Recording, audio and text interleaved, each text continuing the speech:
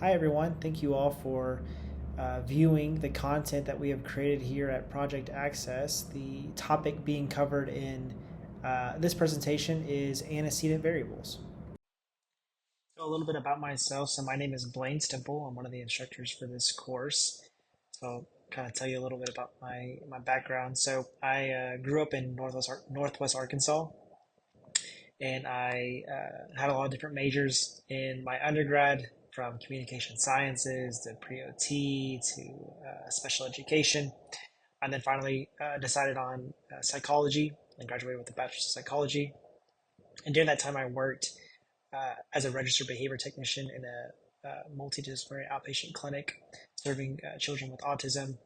And that's kind of where I found my passion for the field of applied behavior analysis. And at the time, there wasn't a lot of service providers in the state of Arkansas. So I decided to leave the state to go get my master's of education with an emphasis in applied behavior analysis at the University of Washington in Seattle, with a goal to really gain as diverse experiences as I could to one day come back to my hometown. So up there, I worked in a variety of different settings, working in school settings, outpatient settings, working in the homes. I worked at Seattle Children's Hospital, working in some integrated healthcare teams.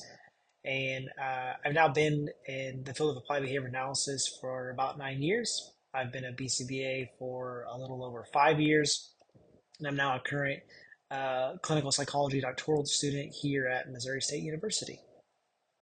And then we have myself. My name is Michaela Campbell. I've been in the field of ABA for 5 years now and have been a BCBA for 1 year. The other 4 years, I was a registered behavior technician. I have experience working in homes, in the clinic setting, and experience working in the school settings. I have an immense gratitude for teachers and everyone that work in schools. And I have a master's of education with an emphasis in ABA as well. And then I also am a current clinical psychology student at Missouri State University. So the course objectives for the content that we're talking about today are to understand the concepts of stimulus, stimulus class, stimulus control, and discriminative stimulus. Understand motivation, abolishing operation, and establishing operation. Differentiate between motivation and SD. Define prompting, response prompts, and stimulus prompts. Understand stimulus generalization and faulty stimulus control. Define teaching concepts. Understand the strategies to fade stimulus control and promote independence, and to identify the relevance of this information to your profession.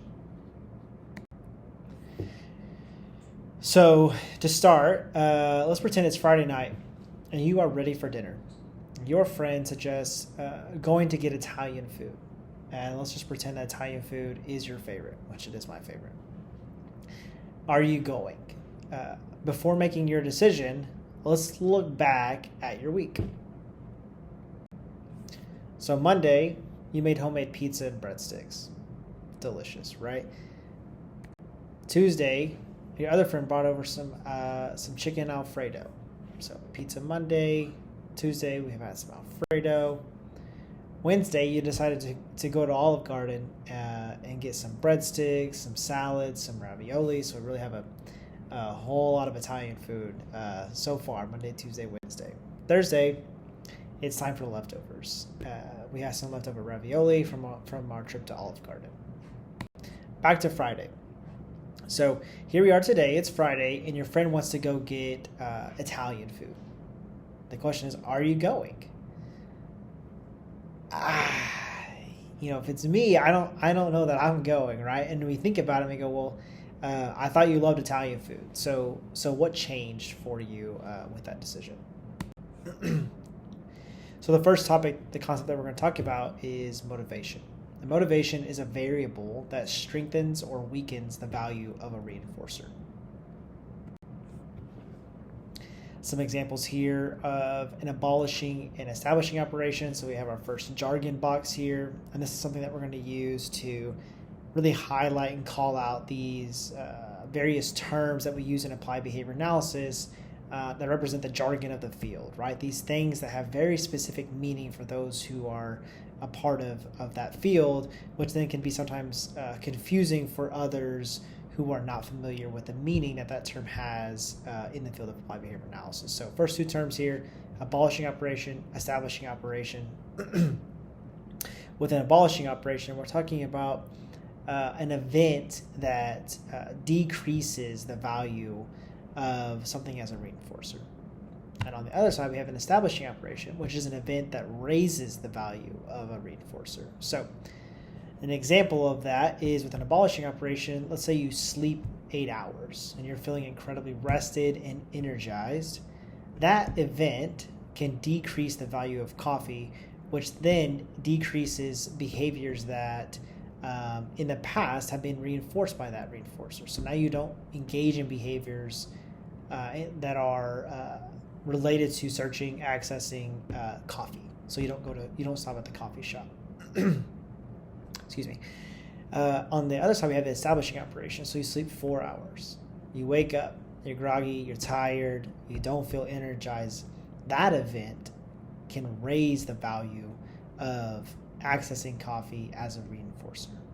So, or the consumption of coffee as a reinforcer, right?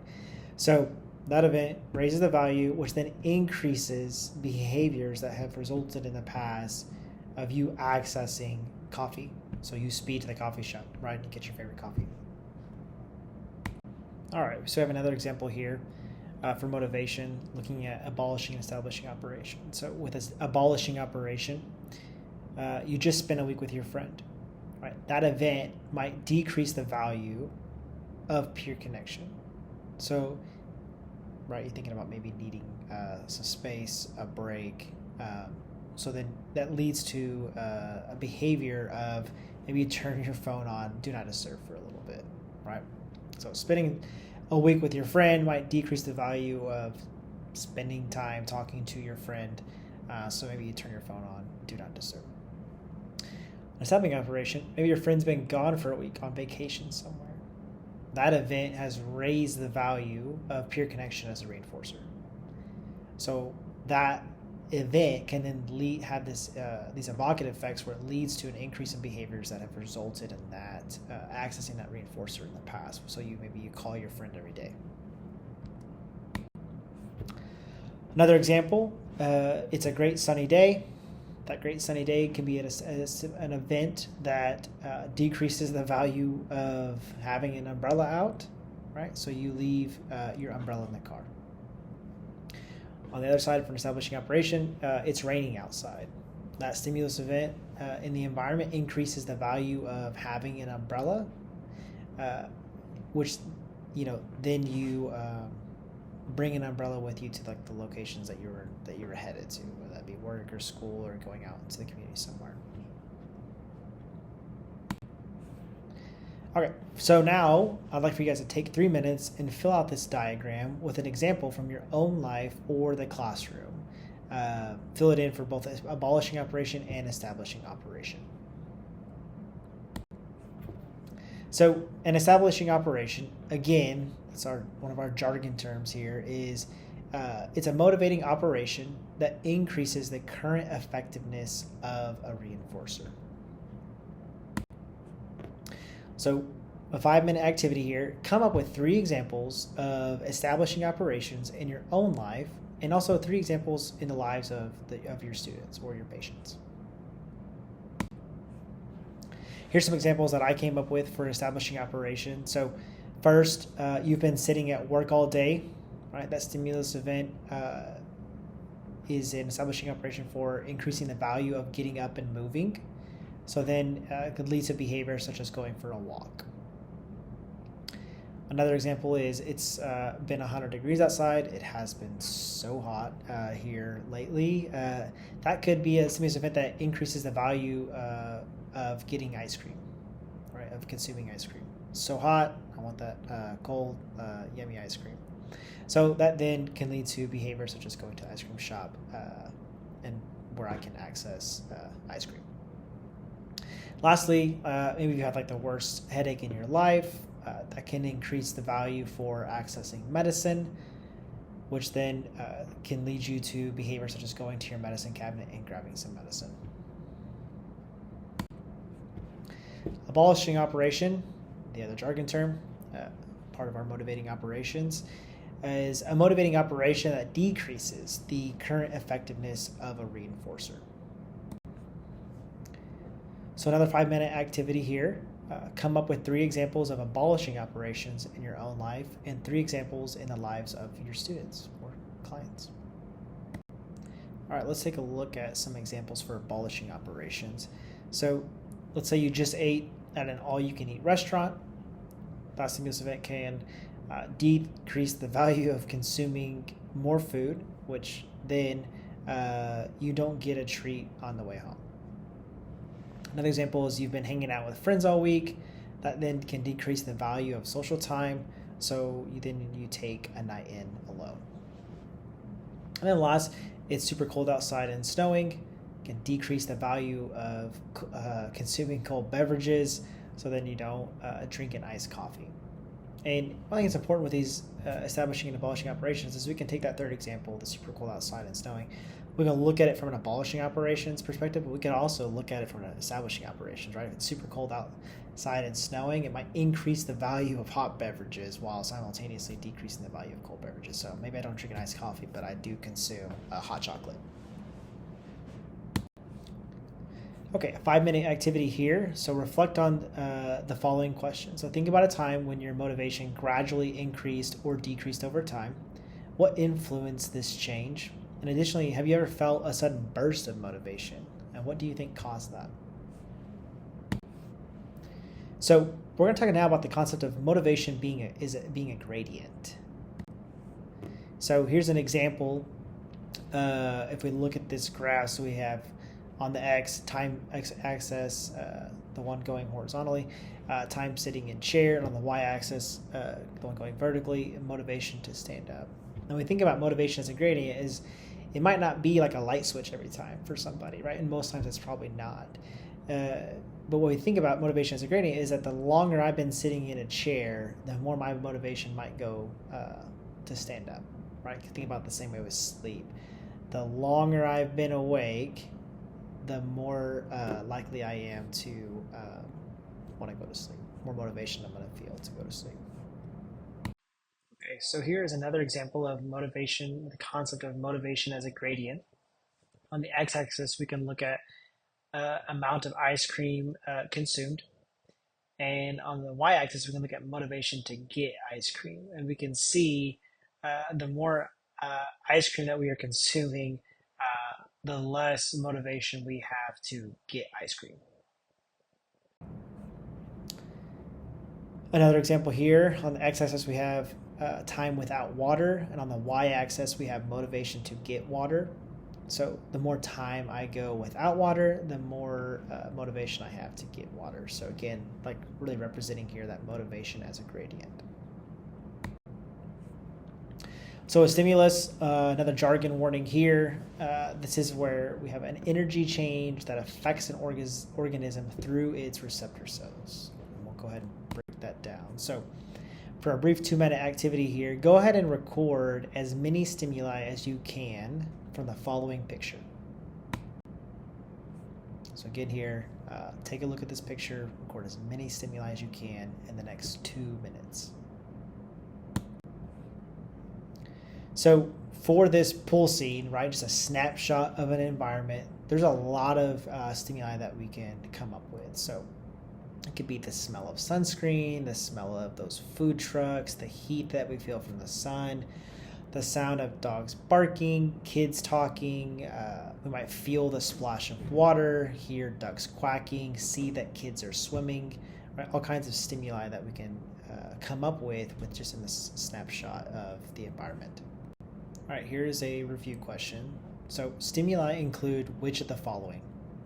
Dog barking, alarm going off, fly buzzing, or D, all of the above? The answer for this review question is D, all of the above. These are all stimuli that we perceive in our environment. So the stimuli in our environment can have a variety of effects on our behavior. So now we're going to look at some examples. So the first is discriminative stimulus. And here comes our jargon warning again. This is another term, right, that is specific to the field of applied behavior analysis. Sometimes discriminative stimulus, you'll hear people refer to it as an SD.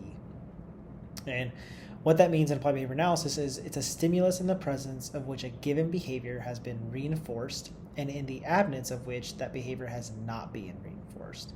An SD evokes operant behavior because its presence signals the availability of reinforcement.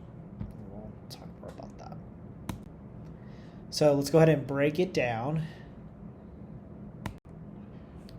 So we have, let's say we have a young student here who is making a request to chew gum, okay? Week 1 of school. And we have 2 different teachers here. We have a library teacher and a math teacher. And the student says, "Can I chew gum?" The library teacher says, "Sure thing." And our math teacher here says, "No, sorry." Week 8 of school, same group of people. Student says, "Can I chew gum?" Library teacher says, "Sure thing." Math teacher says, "No, sorry." Week 10 of school, same situation, same example here. "Can I chew gum?" Library teacher says, "Yes." "Sure thing." Math teacher says, "No, sorry." So you want to chew gum in class. Who are you going to ask? Right? We have our 2 choices here. We have a library teacher and our math teacher. You're probably going to choose your library teacher, right? If we take a look at that learning history, we'll look at those repeated transactions that somebody has with their environment under these conditions. I want to chew gum. In my environment, I have these 2 different people. I ask to chew gum. One says yes, one says no, right? So in the future, if I want to chew gum in class, who am I going to ask? I'm going to ask the librarian. So meet Miss Discriminative Stimulus here. This is our librarian. So through learning history, her presence, she's a stimulus, right, in our environment. She becomes through experience, right, signals the availability of reinforcement for the response of asking to chew gum in class, right? Her presence signals that me asking for gum will be reinforced, and the absence of her preference is that it would not be reinforced, right? Okay, it's a 10-minute activity here. Come up with 10 SDs and the corresponding behaviors and reinforcers like the following example below. So an example of a discriminative stimulus might be a hot sign on it Krispy Kreme. The behavior of asking for a hot glazed donut is likely to be reinforced with a person giving me a delicious hot glazed donut under those stimulus conditions, right? That hot sign on it Krispy Kreme, when I ask for a hot glazed donut, is going to be reinforced, right? That's what that hot sign is telling me. When it's off, if I was to ask for a hot glazed donut, that behavior would not be reinforced, would be met with a hot glazed donut. So I come to understand in my environment that stimulus signals the availability of reinforcement for asking for a hot glazed donut. So take 10 minutes and come up with 10 examples on your own. These, when it says 10 minutes, these are just rough estimates. So if it takes you more time, that's totally okay for these activities. So here are some other examples. So in the first one, we have an SD of a green light, a behavior of you press the gas, and a reinforcer of you drive safely. So in this context, a green light signals the availability of driving safely, right? Being reinforced, so pressing on the gas. So if you press on the gas under the antecedent condition of, or the SD of there being a green light, then the reinforcer of driving safely will be delivered. If you were to press the gas in the absence of the green light, which would mean that it's likely a yellow or red light, it could mean that reinforcer is not going to be delivered, right? You could have an accident. Another example is an SD of the school bell ringing, behavior of leaving class, and the reinforcer of getting to go home for the day. So if the school bell rings, leaving class will be met with getting to go home for the day. If the school bell is not ringing and you leave class, the reinforcer will not be delivered of getting to go home for the day. And then lastly, an example with the phone ringing, the behavior of you answer the phone, the reinforcer is your friend answers. So in this example, picking up your phone is going to be met with your friend answering it. We know that because of our history with a phone ringing followed by you picking it up is the consequences that somebody is on the other side of that. If you were to just pick up and answer the phone without the phone ringing, there would be the absence of that reinforcement, right? There wouldn't be anybody on the other side of that line to respond to you. Now we're going to focus on the difference between our antecedent variables. And the two we have listed here are SD and MO. So we have discriminative stimuli and motivating operation. With discriminative stimuli, we're focusing on differential availability, right? When those stimuli are present, do they signal the availability or not of these responses being reinforced, right? Motivating operations, we're focusing on differential effectiveness. So do these stimulus events that we're looking at raise or lower the value of a reinforcer? And with those, what are those evocative and abative effects, right? As something has when there's an establishing operation and there's an increase in value for a reinforcer, then we're going to have evocative effects where we're going to have increases in the current frequency of behaviors that have in the past resulted in access to that reinforcer. And then for abative, it's the one that goes with abolishing operation, so a decrease in currency frequency of behavior.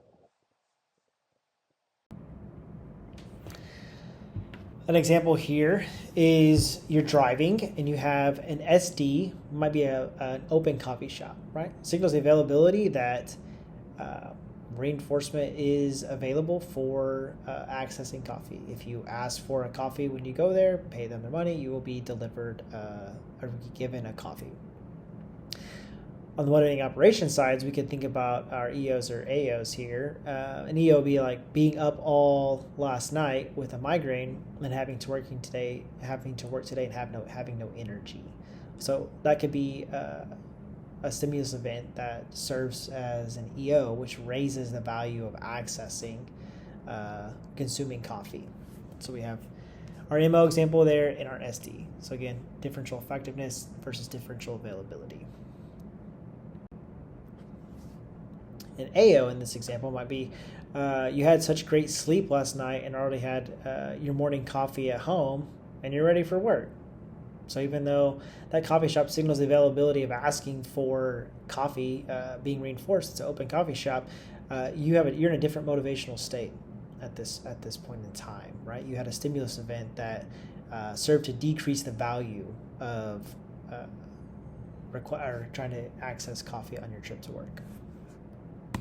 Here's another example in the driving context where at the bottom there you can see our fuel level, so which is going to serve as our motivating operation. So we can see it indicates it's empty, so that serves as the EO, right? It raises the value of getting gas because we need gas to keep going. So that stimulus event of our car no longer having gas as indicated by our fuel level is an EO, right? Raises the value. Next we have the SD, right? Where we are driving and we see an open gas station. That serves as a stimulus event that signals the availability of purchasing and filling up gas as a reinforcer, right? You can go there and trying to do those things will be reinforced because it's an open gas station. Okay, same example, but looking at it from an abolishing operation. So our fuel tank's full, right? That serves as an abolishing operation, right? Decreases the value of purchasing gas, putting gas in our car, because we have plenty of gas to keep going. So even though there is this open gas station, which signals that purchasing gas is going to be reinforced, right? You'll be able to fill up your tank. We're in a motivational state where that's not a reinforcer at this time, right? So we're not going to engage in behaviors that seek to access that reinforcer. Another example here of a family sitting around in their living room. The father says, "It's time for our favorite show," right? That raises the value of turning on the television, right? the stimulus event that raises the value of turning on the television. And the SD is there's a television visible, right? That signals that let's assume that it's a television that's plugged in. So the response of turning on the television to our favorite show will be reinforced. That's the SD, right? It's a stimulus that signals the availability of of a reinforcer being delivered. So if it was time for our favorite show, but we find ourselves in an environment with no TV, we might be experiencing establishing operation, right? There's a significant value on accessing our favorite show, but we're in an environment where there is no SD present, right? There's no stimulus that signals the availability of doing such thing. So you can probably think about that if you're a sports fan and you find yourself maybe hiking in the woods and you know that it's 12 o'clock and it's time for your favorite team to play, but you're in an environment where any behaviors that have in the past resulted in you being able to watch your favorite sports team are not going to be reinforced, right? You're in an area without electronics and outside of cell coverage. An example here for an AO. So I've got my favorite book to read, right? That could serve as an abolishing operation for watching television. So you've got maybe your favorite book there, and that's a stimulus event that decreases the value of watching television. So again, even though we have a working, functioning television that's plugged in over here, and I could turn on the TV, and that response of turning it on would be reinforced by the TV coming on. I'm currently in a context where my motivation for doing such has been decreased because I have my favorite book. Right, that's serving as our abolishing operation. So, with our motivating operations, we have two aspects. We talked about establishing operation. We talked about abolishing operation.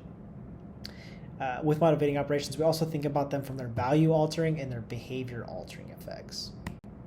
So value altering effects are MOs that increase the potency of a reinforcer. So a value of a reinforcer depends on response requirements and other environmental variables like the time of deprivation. And it can have reinforcer establishing and reinforcer abolishing effects. So again, our establishing and our abolishing operation there. So an MO's value altering effect is observed when the manipulation of certain environmental variables affects the speed with which an organism acquires new behaviors that produce that relevant consequence. Next, we have the behavior altering effects. This is where there's a change in frequency due to the organism's behavior contacting reinforcement. It occurs after the reinforcer has been attained, and again, there's those establishing and abolishing effects. Now we're going to talk about unconditioned motivating operations. These are MOs that establish or abolish the value of stimuli as reinforcers in the absence of prior learning.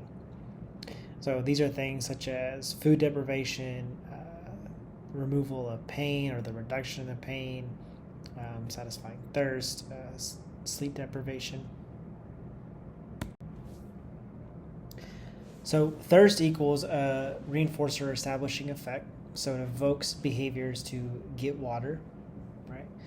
So it's a reinforcer establishing. So it raises the value of consuming water.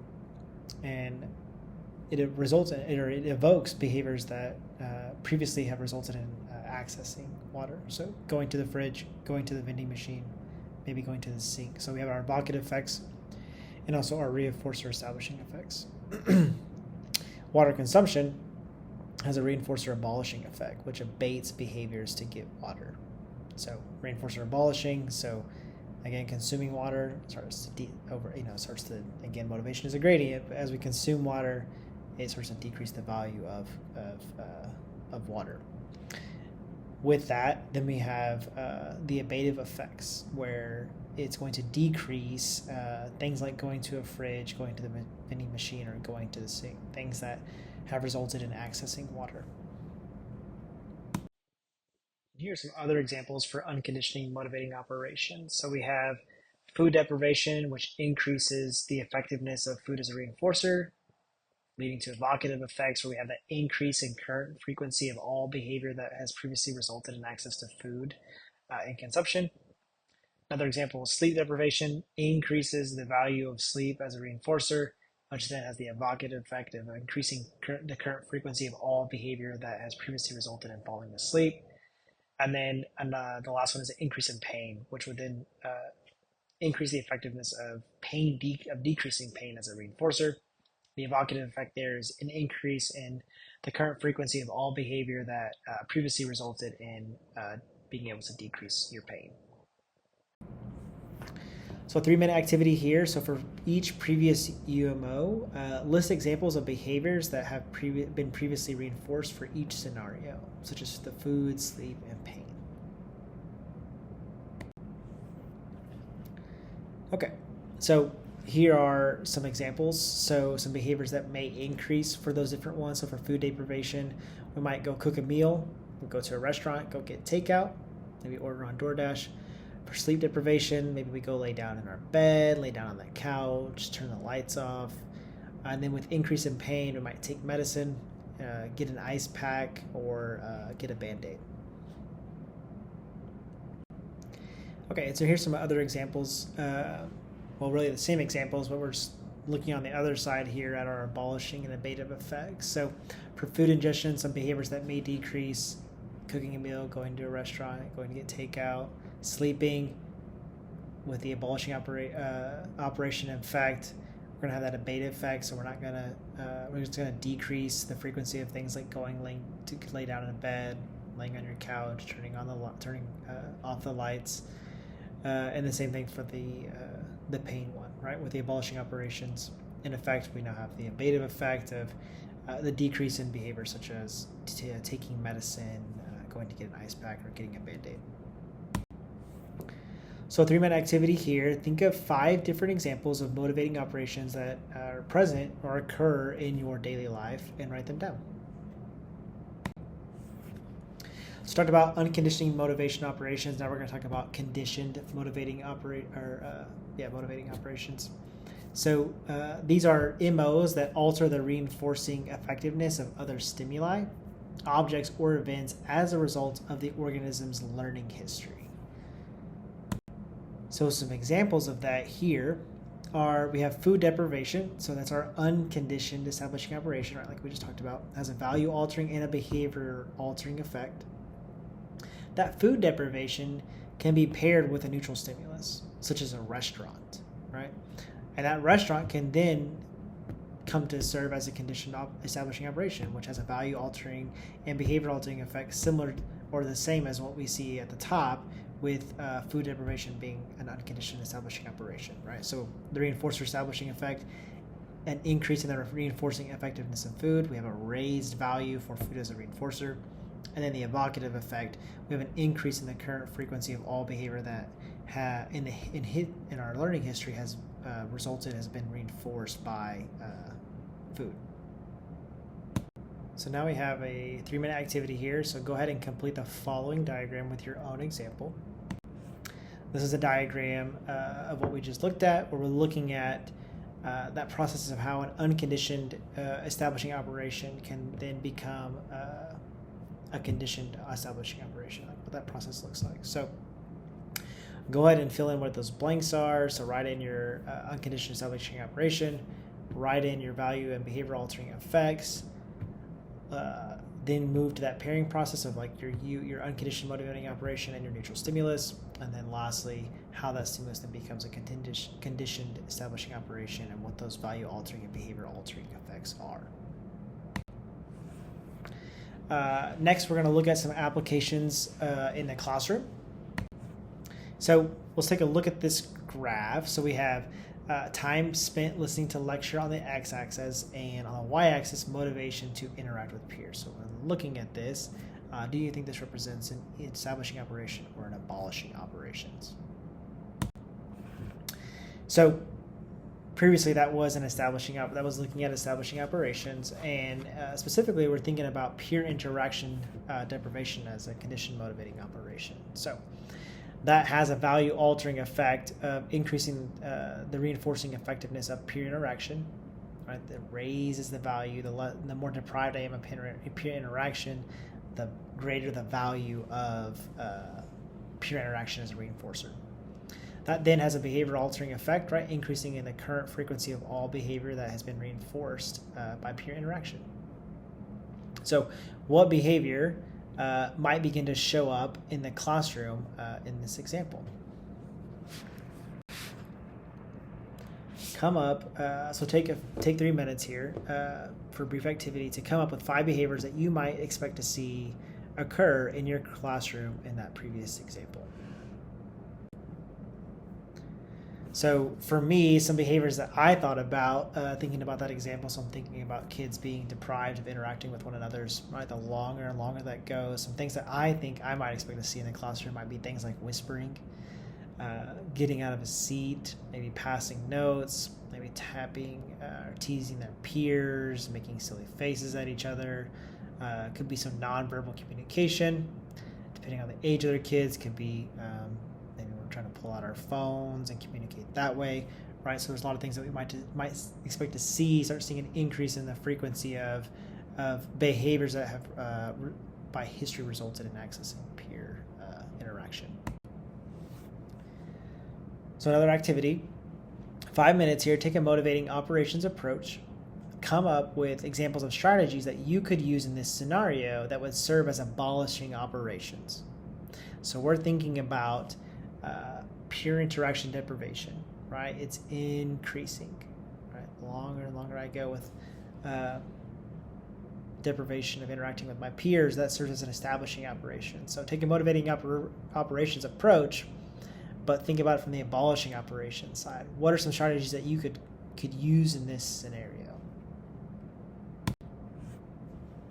So some strategies that I thought about for this that could be abolishing operations could be incorporating group work, right? Group work has peer interactions built into it.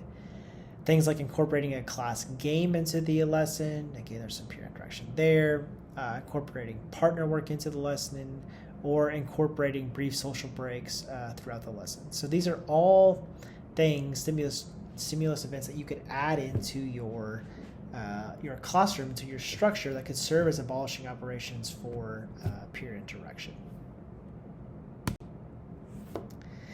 Next is a 20-minute activity. Again, these are estimates. If it takes you longer, that's totally okay. Is to read the following article and really spend some time reflecting in 2 to 3 paragraphs how you could use the concepts of motivating operations that are discussed in that article in your classroom and in your daily life.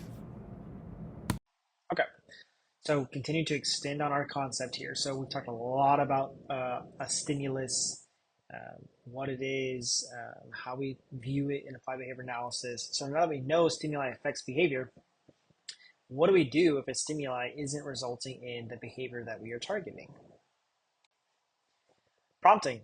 Let's get this to, you might be like, wow, we're, a long ways into this, and we haven't even talked about the word prompting. That's because there's a lot of concepts that in applied behavior analysis we got to talk about and understand before we can do prompting in a systematic way. So jargon warning here, because again, prompting is a word that is familiar, right? But in applied behavior analysis, it means something very specific. So in ABA, prompts are supplementary antecedent stimuli used to occasion a correct response in the presence of the natural SD, discriminative stimulus, that will eventually control the behavior. So again, like any of these jargon warnings, we're going to break this down. So prompting occasions a correct response, really, right? So we have a desired stimulus, and then we have a behavior that we're interested in, but it's not occurring. Prompting is something that we're going to put in the middle there to occasion our correct response, to try to occasion that behavior that we do want to see more of. With prompting, we have 2 components that we're concerned about. We have prompt, right? What we've been talking about. This is our supplementary antecedent stimuli. And then we have prompt fading, which is just simply the removal of that supplementary antecedent stimuli. So when we think about an example, right, we're trying to teach some kind of target skill, right? Like maybe it's, opening a door. right? So we ask somebody to open a door. The target behavior opening the door isn't happening. So we insert that supplementary antecedent stimuli, right? We put it in between that initial instruction and the behavior that's desired, and we add some type of prompt to occasion that response of being able to open the door. That's our prompt. But we want to get to the point where we can, once that response is starting to happen with prompts, now we want to start thinking, we got to start thinking about prompt fading. We got to think about how we're going to remove that supplementary antecedent stimuli, those prompts, so that we can hit our goal, which is that that natural stimulus evokes a target response, right? We're working towards independence. So great that we were able to utilize some prompts to increase behavior that we're concerned about. But then at the same time, we want to find a way to get those prompts back out of there so that it's just that natural stimulus that's evoking that target response. So again, antecedent behavior consequence. It's that unit of analysis that allows us to break up that constantly changing behavioral string. So we have our ABC. Prompting, like I was mentioning, goes between the antecedent and the behavior, something that we put right in the middle of it to get that behavior to occur following the desired antecedent. So an example, perhaps we have a teacher who says it's time to line up to the class, and the behavior that we're interested in, right, would be that students stand up, line up with the class, right? Simple. Perhaps we have a student or students that are not doing that. And prompting is something that we use as a technique to insert in there to figure out what kind of supplementary antecedent stimuli do we need to put in to help the student or students line up with the class following the initial direction of the teacher says it's time to line up. The consequence in this example is that perhaps there's praise from a teacher and the class gets the transition to their next activity, which can be something like PE. All right, let's look at another example here. So we have a teacher that says time to line up. A student stays seated on the rug, right? So that is not the behavior we are interested in happening. Right? We are interested in the behavior of student lining up with the class. So prompting will be something that we would then insert to like following the directive to line up, something we would do after that to then occasion that response on the bottom, which is a student lining up with the class. So I'll review question here. So what should prompting occasion? Should it occasion a correct response, an incorrect response, or any type of response? The answer is A. So prompting should always occasion a correct response. Right? That's our goal, is that our prompting technique, whatever we are doing, we want it to occasion the response that we are interested in. So we're looking for a correct response. So with prompting, we have two types. So we have response prompts and stimulus prompts. Those are our two categories of prompting techniques. So like the video, response prompts are prompts that operate directly on the response to cue the correct response. So we're looking at, again, that visual down there shows the response prompt is operating directly on the behavior that we're interested in. And with response prompts, we have a few types. We have a verbal instruction, we have modeling, and we also have physical guidance. So, so you have a verbal instruction. So the goal is to, or looking at verbal instruction prompt types. So the goal is to answer the question, what color is the sun? And there's some different types of verbal prompts here. We have an indirect verbal. So you might it's kind of like a cue or a clue. Sorry, not a cue. An indirect verbal might be like, the sun is the same color as a daisy. What color is the sun? We're trying to like clue them into the behavior, the target behavior that we're interested in, right? Which is to say yellow. So that would be an indirect verbal. A partial verbal would be the sun is yeah. So you're kind of giving them the half the word. You're giving them a little bit of it, of the target response. And then a full verbal, or what's also known as an echoic prompt, could be that you say the word yellow. You say the whole answer, right? So that is an example of types of verbal prompts. And again, remember, these are something that are used when a kid is not exhibiting the response that we are interested in following a specific antecedent stimulus. So the antecedent stimulus here is, what color is the sun? And we're looking for yellow, right? And we have these various types of verbal prompts that we could use to try to occasion that correct response, yellow. So the indirect, the sun is the same color as a daisy. Partial verbal, the sun is yellow. Or we have that full verbal or a code prompt, which would be yellow. So the next prompt type we're going to talk about, a type of response prompt, is a model prompt. So our goal for this example is washing hands. And with modeling, just kind of like verbal prompts, right? We can have various levels of kind of what we call intrusiveness for this specific prompt. So, like with the verbal, we had an indirect, a partial, and a full. A full is tend to be considered more intrusive, right? I'm giving you the full um, answer or desired example of the desired response versus a partial is not so much. So an example for this goal, so the goal washing hands, a partial model would be something just like starting to model by reaching to get the soap, right? So something just to get somebody started. A full model would be to model the entire goal of washing hands.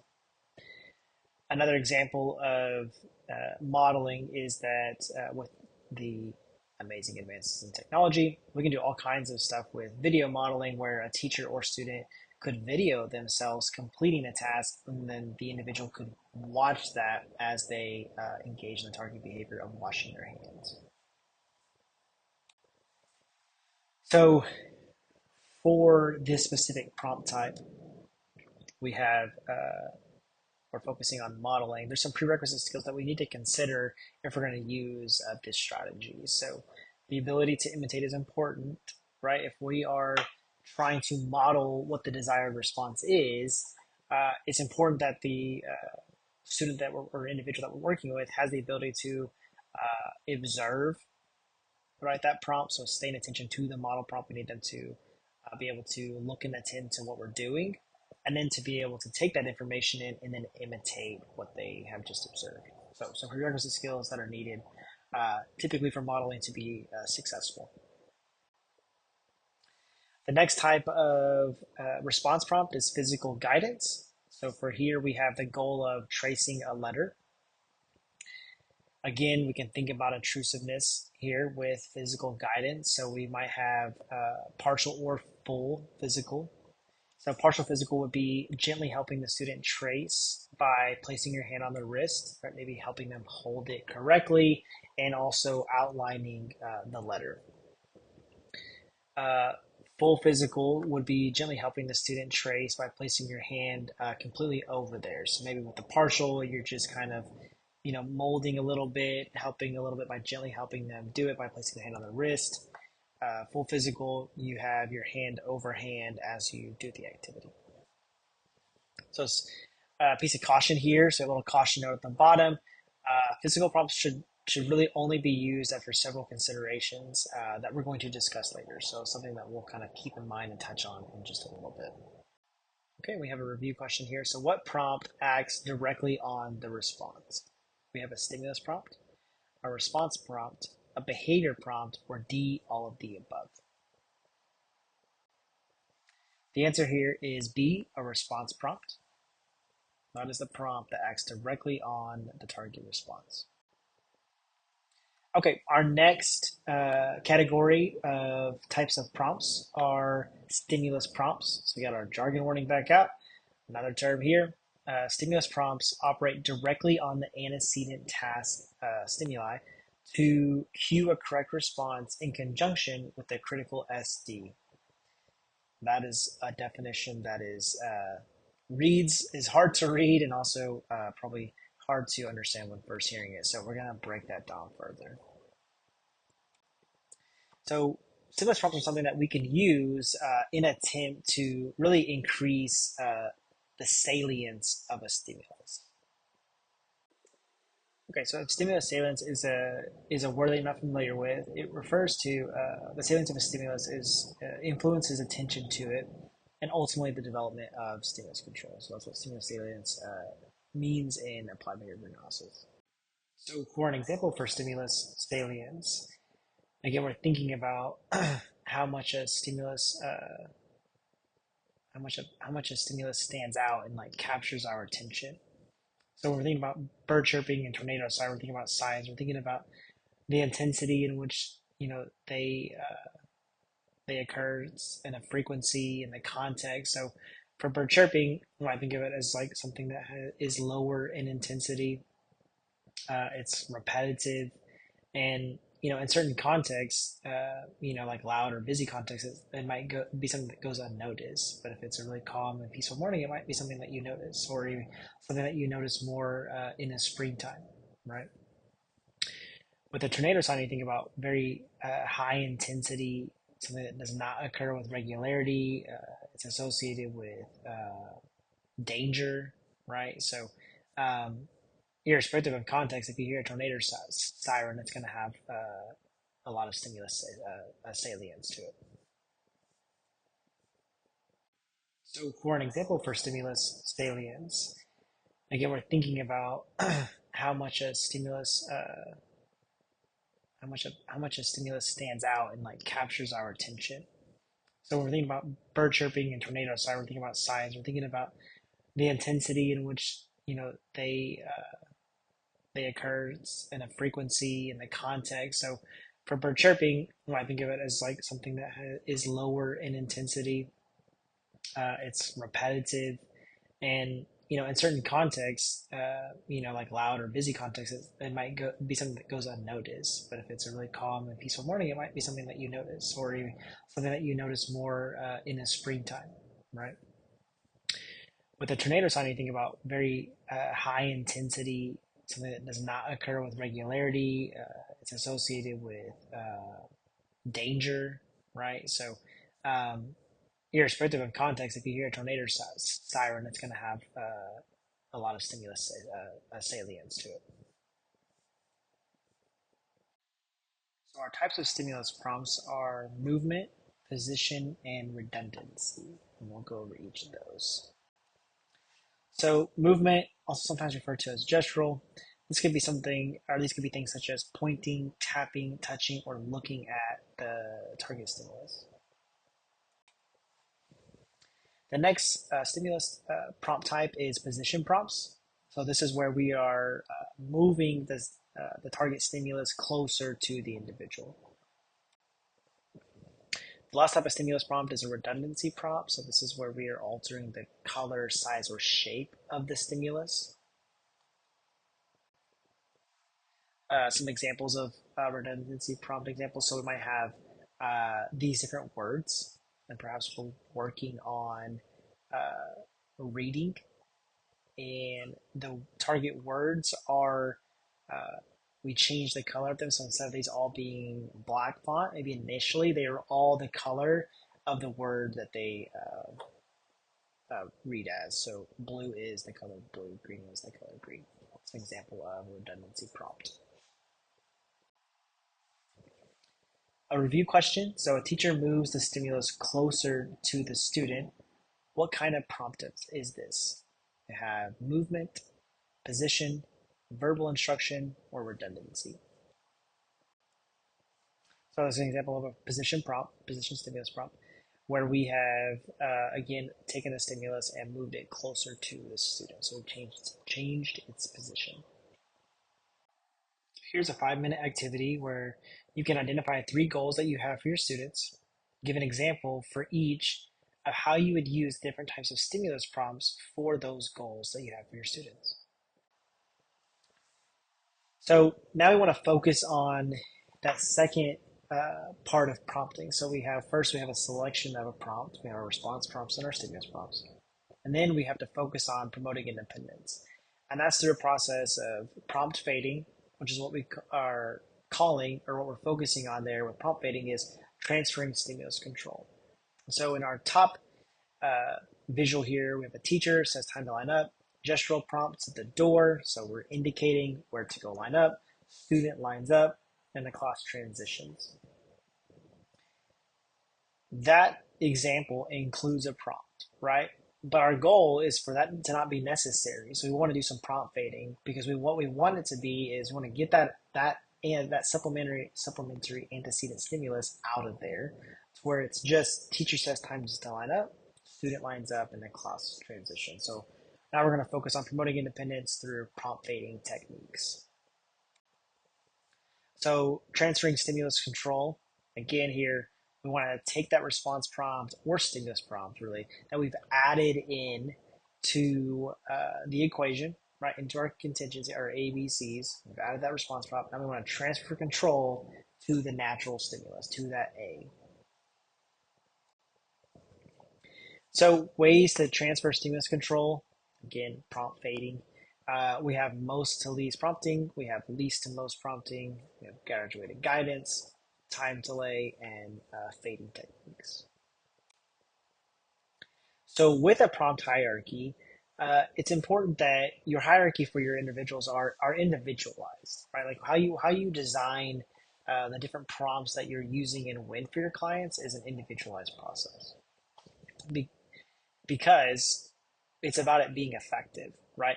We don't want to just have these kind of blanket, not say manualized, but these kind of cookie cutter prompting techniques that we go to, even when they're not effective for that individual learner. So you want to be thinking about what are the prompts that I have in my toolbox?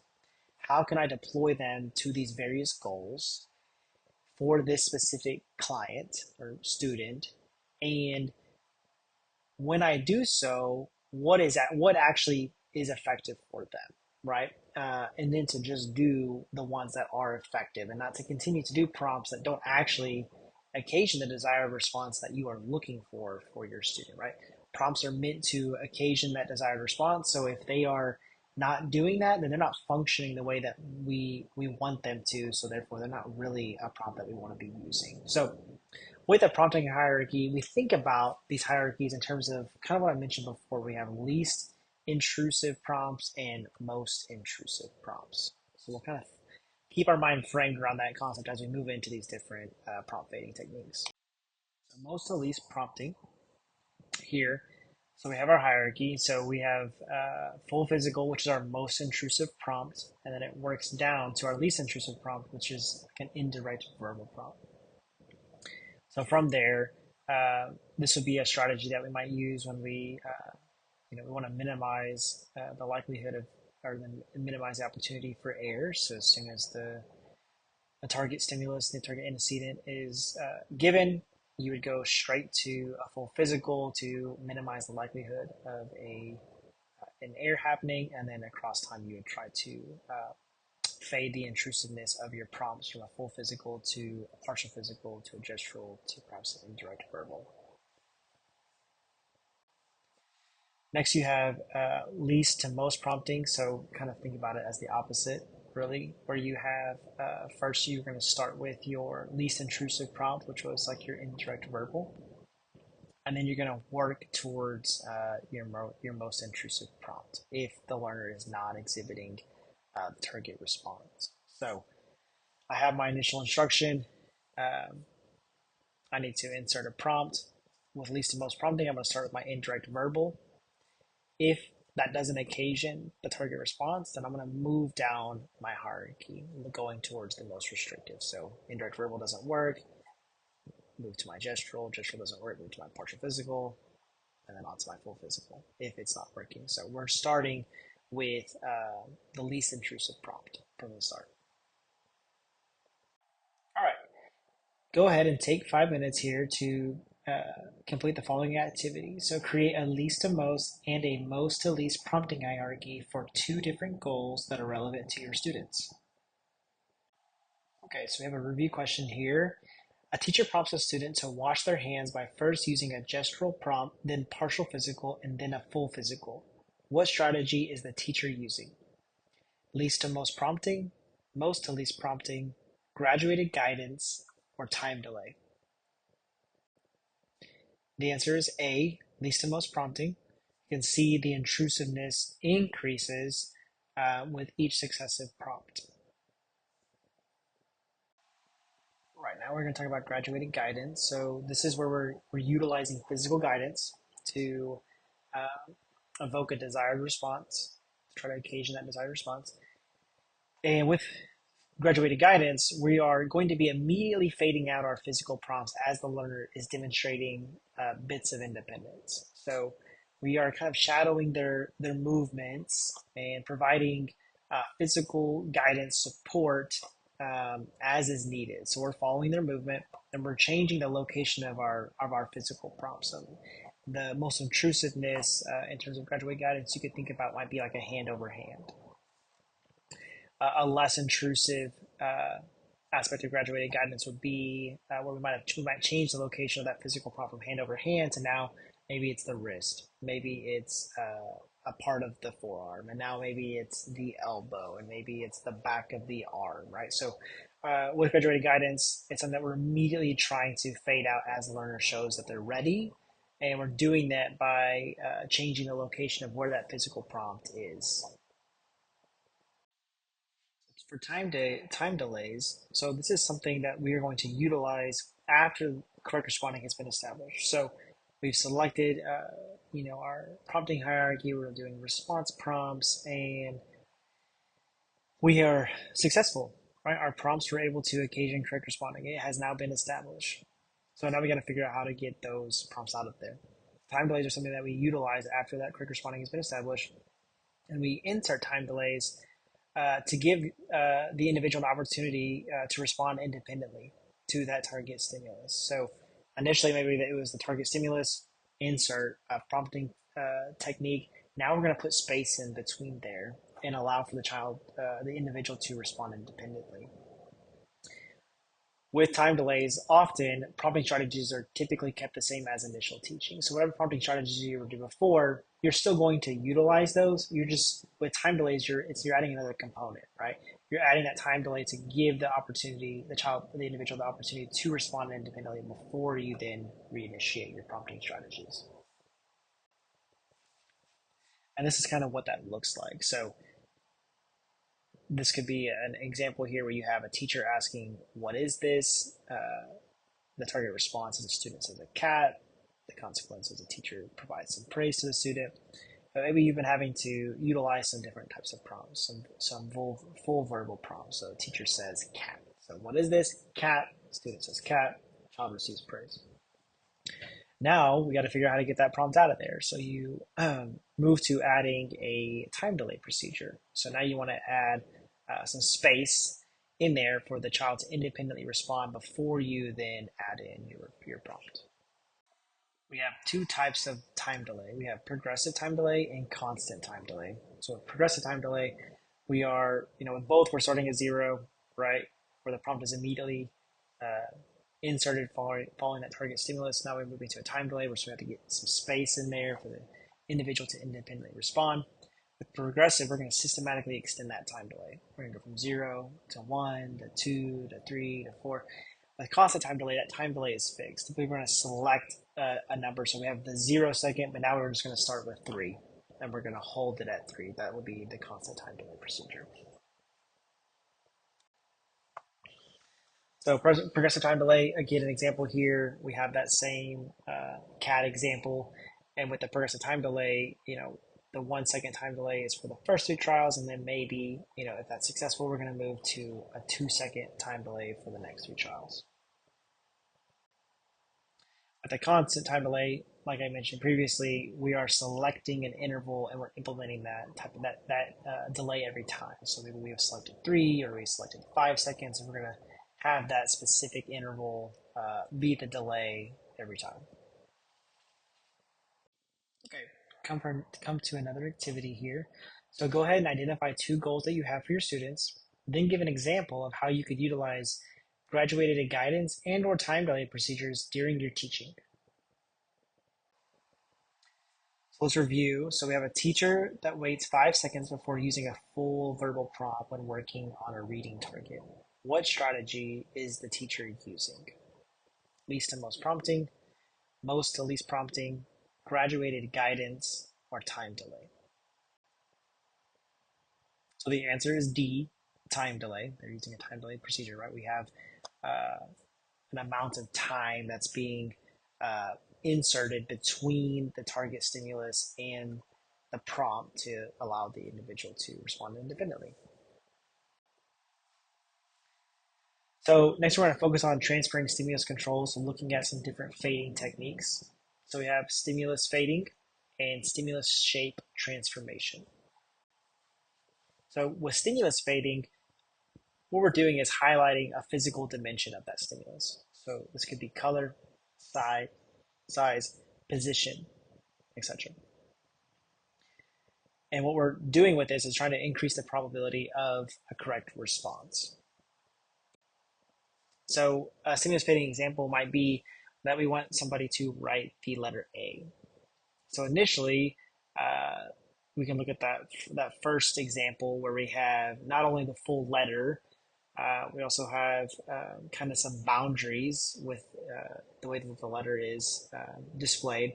But we even have some numbers and some arrows that show exactly where to make the marks to create that shape.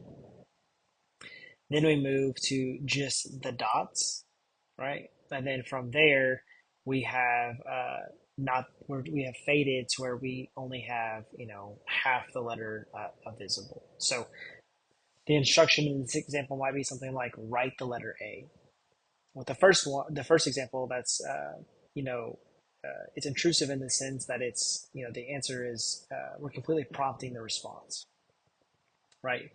The answer is completely available to the learner, and then we are trying to fade out that intrusiveness of that stimulus to where by the end, we wouldn't have any aspects of the letter. We would just say write the letter A, and the individual can write the letter A.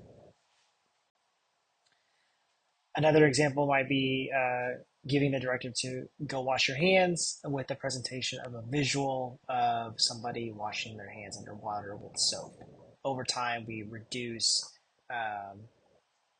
that stimulus in terms of how the contrast that it shows, like how easy it is to be viewed for that individual. Next is stimulus shape transformation. So this is where we're going to utilize a shape that prompts the correct response. So the shape is utilized by the shape is then kind of transformed into the natural target stimulus. So, and this is a gradual process, and it's a little bit easier to understand with a visual here. So, here's that example of a stimulus shape transformation. So, we were working on an individual reading the word car, and we start first by having the learner identify that this picture is in fact a car.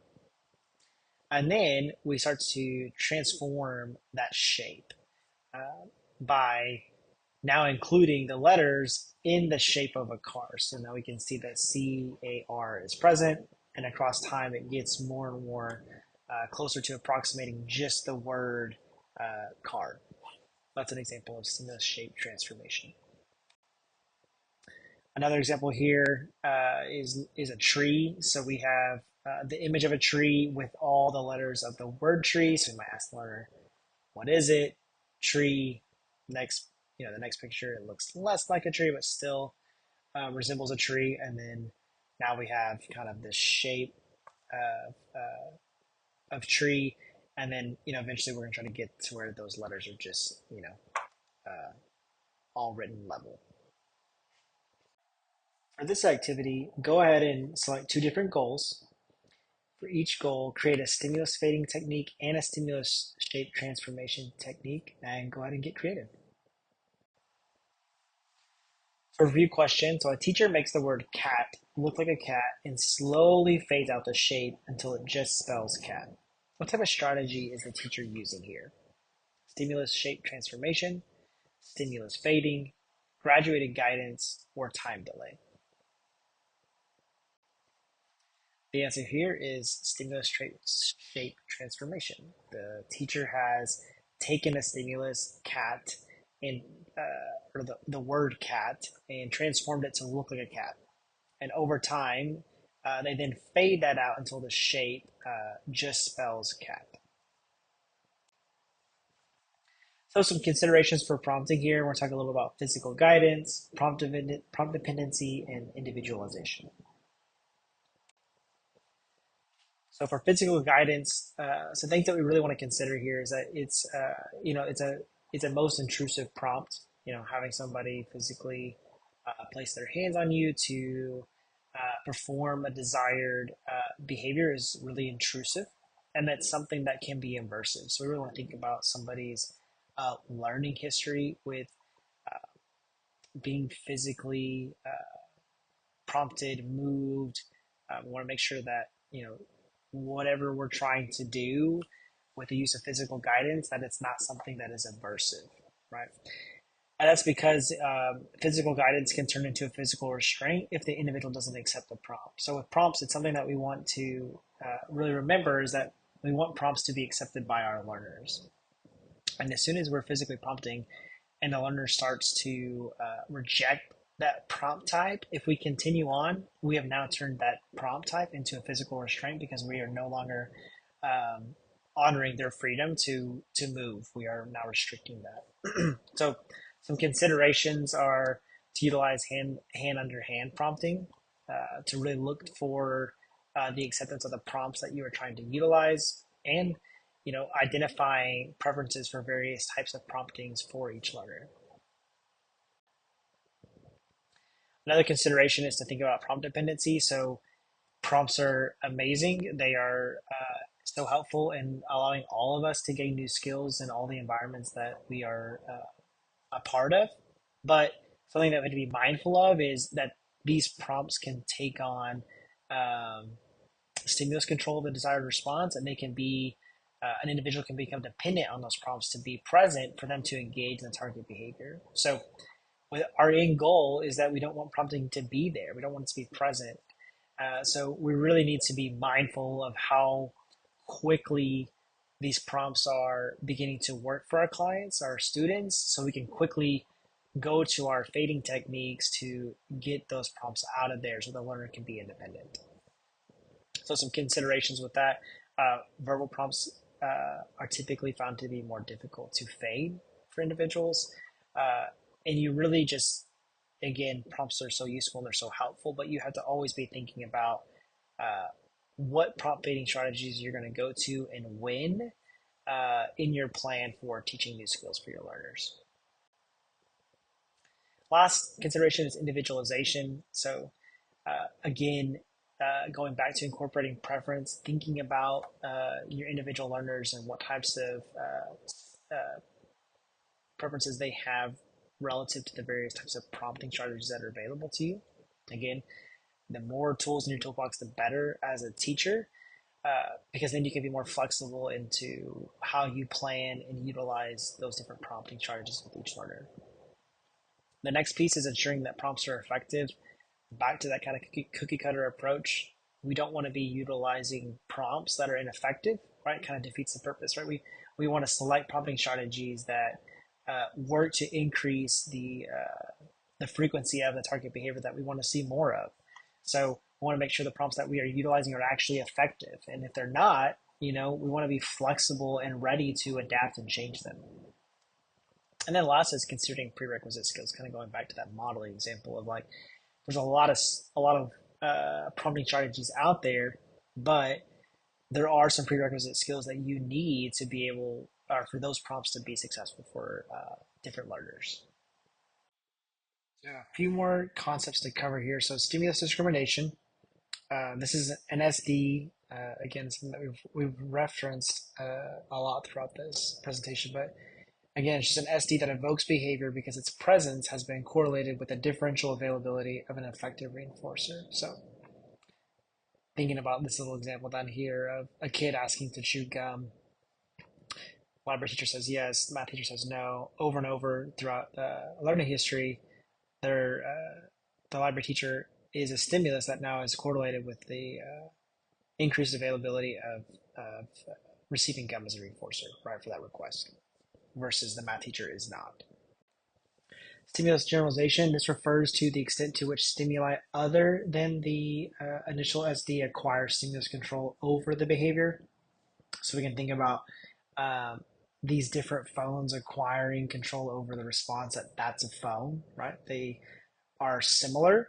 And it's important that, individuals have stimulus generalization, right? We want, as we're teaching kids, we want kids to know, or individuals that we're teaching to know that, this first phone isn't the only phone, that there are this concept of a phone includes all these various things. And stimulus generalization is an important aspect to teaching concepts. That brings us to faulty stimulus control. So this is when a behavior comes under the restricted control of an irrelevant antecedent stimulus. So this is problematic. So an example might be, a young child who labels any four-legged animal as a dog, right? We don't want the stimulus of four legs to indicate the concept of a dog, right? Four legs could be a lot of different animals, not just a dog. So that's something that you would want to teach with concept teaching. So a brief activity here, come up with an example in the classroom of stimulus discrimination, stimulus generalization, and faulty stimulus control. So now we're going to focus on teaching concepts, so taking those things that we just talked about and focusing on how do we teach concepts. So concept is defined by a set of shared features found in each example of the concept. In acquiring a concept, you need stimulus discrimination and stimulus generalization, those two things we just talked about. An antecedent stimulus class is a set of stimuli that share a common relationship. Feature stimulus class are stimuli that share common physical forms or common relative relations. And then arbitrary stimulus class are stimuli that evoke the same response, but they do not share a common stimulus feature. So just some terminology here. So now I'm going to go over a couple examples here of teaching concepts using some of those terms that we just talked about. So it looks busy, there's a lot going on, lots of arrows, so I'll break it down. So we have that big red square at the top. We're focusing on the concept of red. So there's an arrow that points to a green square, and that's where we're looking at discrimination, right? Being able to discriminate that these are both squares, but if we're focusing on red, this is a red square and that is not a red square, right? That is not red. So that's our discrimination. And then our other arrows that are pointing down to the apple in the barn, right? We can see that that is an example of stimulus generalization. These are different things, right? This as an apple, this is a barn. These are different from a square, but they are all red. So it's an example of stimulus generalization of the concept of red. And then we can see further that those things have arrows of identical items, except for they are not red, so they do not fit the concept of red. The next example is focused on teaching the concept of go. We're thinking about the concept of go here. So our first thing is a stoplight that has the green light on, indicating go. And we can see our red arrow goes to a stoplight with the red light being indicated. So this is our discrimination point, right? The green light means go. And then we can look at stimulus generalization for an arbitrary stimulus class. You can see that this stoplight that has green light is the same as the directive go, and also a waving flag, right? They all indicate go. So they're all a shared, they all share the same function, making them an arbitrary stimulus class. But then we can see that there are, with the go and the go directive and the flag, that they also have red arrows that go to, go goes to stop, right? Being able to discriminate go versus stop, and then a checkered flag versus a waving American flag. So now take 5 minutes for this activity to identify a concept that you would like to teach your students. Go ahead and create a flow chart like the previous slides and identify the discrimination and stimulus generalization needed to understand this concept. For the final project, you're going to read this article by Joe Lang, published in 2018. It's a tutorial on understanding concepts, implications for behavior analysts and educators. And after reading this article, you will complete an an assignment that's associated with this article. And last, just want to say thank you. Thank you for taking the time to listen from all of us at Project Access. Thank you for your hard work. I know that your work often goes unnoticed, but we really are incredibly thankful for the amazing professionals like you who are changing students' lives. For more information, you can scan this QR code. Here are the list of resources that were utilized for today's